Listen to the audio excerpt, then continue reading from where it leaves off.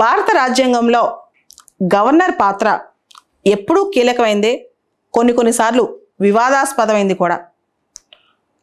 గత చాలా సంవత్సరాల నుంచి మనం గమనిస్తూ వస్తున్నాం. ఈ మధ్య అయితే west Bengal is a typical example.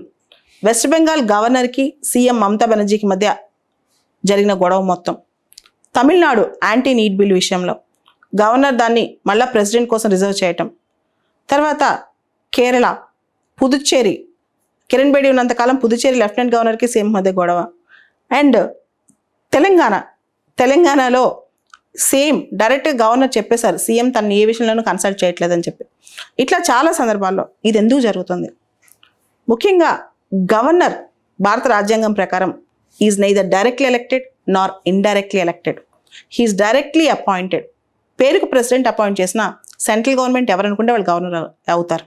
స్టేట్లో రీజనల్ పార్టీ పరిపాలిస్తున్నప్పుడు లేదా ఇంకొక పార్టీ పరిపాలిస్తున్నప్పుడు, సెంటర్లో నేషనల్ లెవెల్లో వేరే పార్టీ పరిపాలిస్తున్నప్పుడు ఈ గొడవ ఎక్కువ అవుతుంది. ఎందుకంటే గవర్నర్ ఏమో వేరే పార్టీ ఆశ్రిత పక్షపాతంతో ఇక్కడికి వస్తారు, లోకల్లోనేమో ఇంకొక పార్టీ ఉండటమో లేదా అపోజిషన్ పార్టీ ఉండటమో జరుగుతుంది.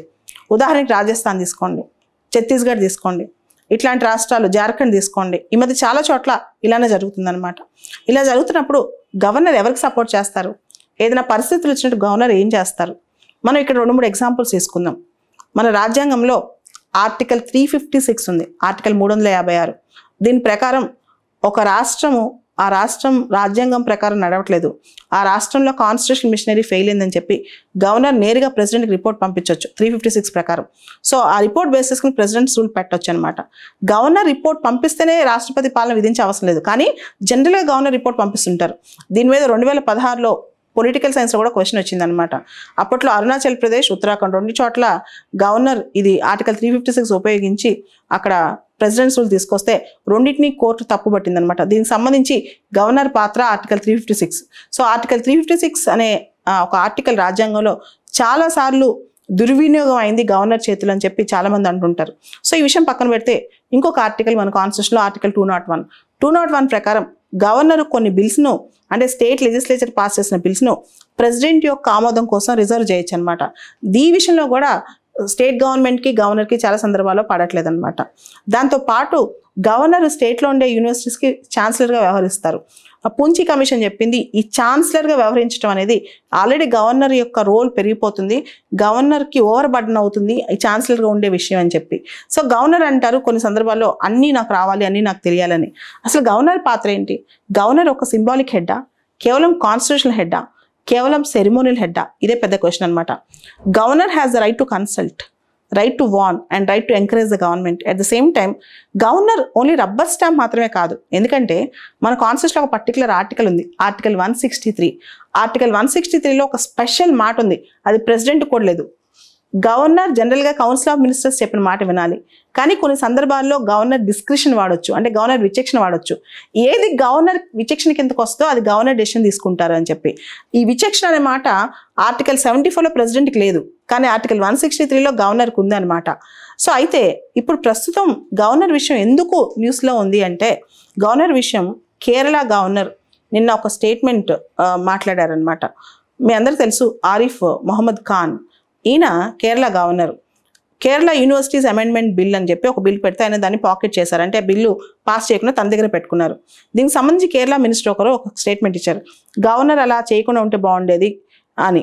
అయితే ఒక మాట అన్నారు governor, ministers hold office during the pleasure of the governor.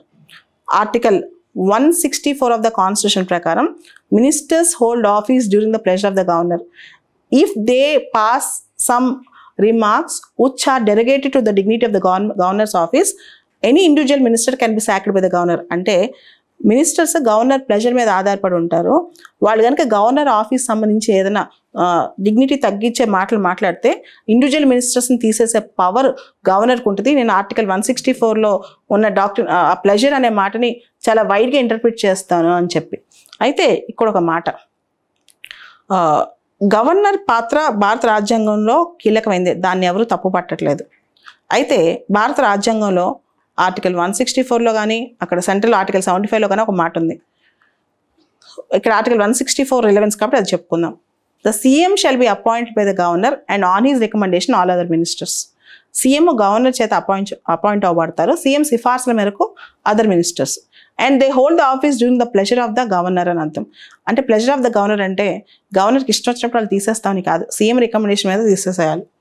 అంటే గవర్నర్కి అంత వైడ్ డిస్క్రిషనరీ పవర్స్ రాజ్యాంగకర్తలు ఇవ్వలేదు. దాంతోపాటు రాజ్యాంగంలో ఏ వ్యవస్థ అయినా రాజ్యాంగం ప్రకారం నడవాలి, కానీ రాజ్యాంగానికన్నా ఎబో కాదు.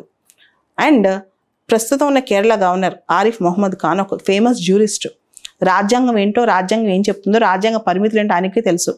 ఇటువంటి బ్రాడ్ స్టేట్మెంట్ అంటే నా ప్లెజర్లో వీళ్ళు ఉంటారు, నేను అలా ఇంటర్ప్రిట్ చేస్తాననేది అది ఖచ్చితంగా తప్పే అవుతుంది. ఎందుకంటే ఇండియన్ కాన్స్టిట్యూషన్లో మనం ఒక డెమోక్రటిక్ సెటప్లో ఉన్నాం. డెమోక్రటిక్ సెటప్లో ఎలక్టెడ్ గవర్నమెంట్ అనేది ఒకటి ఉంటుంది. ఎలక్టెడ్ గవర్నమెంట్కి రెస్పాన్సిబిలిటీ ఉంటుంది. గవర్నర్ అనే వ్యక్తి ఎలక్టెడ్ గవర్నమెంట్ని ఎంకరేజ్ చేయడానికి, అవసరమైనప్పుడు సలహాలు ఇవ్వడానికి, అవసరమైనప్పుడు సీఎం గవర్నర్ని కన్సల్ట్ చేయడానికి ఆర్టికల్ 167 ప్రకారం ఇట్లాంటివన్నీ ఓకే. కానీ గవర్నర్ అనే వ్యక్తి ఇండివిజువల్గా ఒక ఇండివిజువల్ మినిస్టర్ని డైరెక్ట్గా తనకై తన నిర్ణయం తీసుకుని తీసేసే శక్తి గవర్నర్కి భారత రాజ్యాంగం ఇవ్వట్లేదు. ఈ క్లారిటీ ఆరిఫ్ మొహమ్మద్ ఖాన్ కుంటే మంచిది.